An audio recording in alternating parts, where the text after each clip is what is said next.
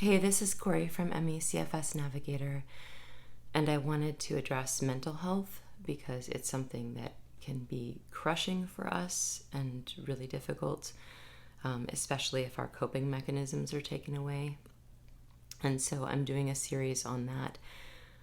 This first one is about our past selves and dealing with that.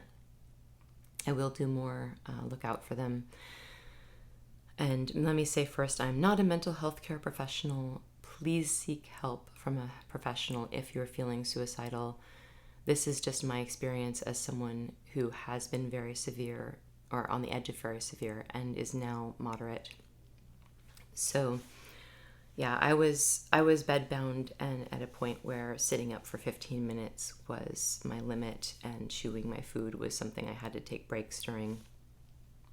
And I had to be in the dark during my crashes, and no TV, no reading, nothing. And I had been a very active person, and so the contrast was extreme, and I decided very quickly that I had two choices. I could compare myself to my past and keep thinking, not letting go of that past, and keep thinking, I could, keep wrestling with it, and clinging to it and being frustrated about it. Or I could accept where I am and live from here. And acceptance doesn't mean you don't have any hope. I say hold hope lightly. Hope is something that can be dangerous for us, because if you cling to it and you depend on it and then it lets you down, it's just a cycle of disappointment. But hold it lightly in the longest term, and it might actually pan out. I am now moderate, so I've been improving steadily. So there is hope. But in terms of memories, instead of thinking, I used to be able to do that, now I'm here and it's awful, I approach memories as a treasure that I have that no one can take away. Something that when I can't even listen to an audiobook and I'm in the dark, that I can take out and look at and imagine being there again and relive that memory and be glad that I was able to do that thing, whatever it was. And I feel so awful for people who are younger who have this and have fewer of those. I feel like I got to do so much before I got sick, but you do have them. You do have some memories, even if you're, a child or a teen, as horrible as it is, you have some memories. And you can use them that way. You think about it, you sit in them and let them be the positive thing that they are, and don't drag your current self into them.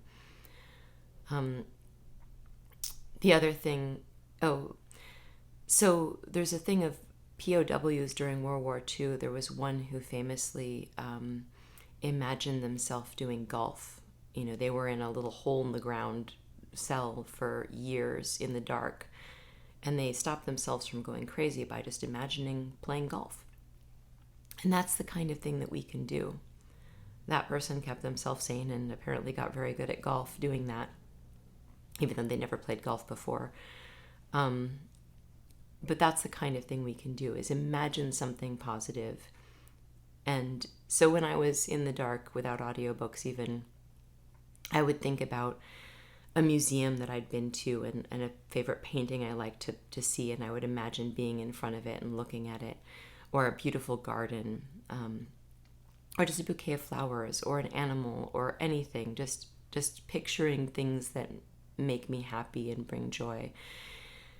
And this, I know, can sound like fluffy positivity, but it's not. This is life and death. This is the difference between you staying sane and whole and who you are, and going insane and going into a spiral of depression.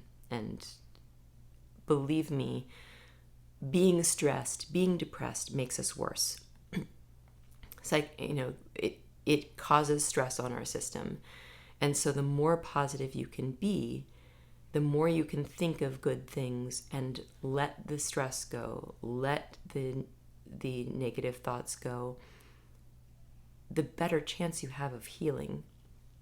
And that's a very real thing. It's not a fluffy positivity thing. It is a very real thing. And that is, I think, one of the reasons I have improved so much. So I wish you luck, and I will do more of these videos on mental health. Take care.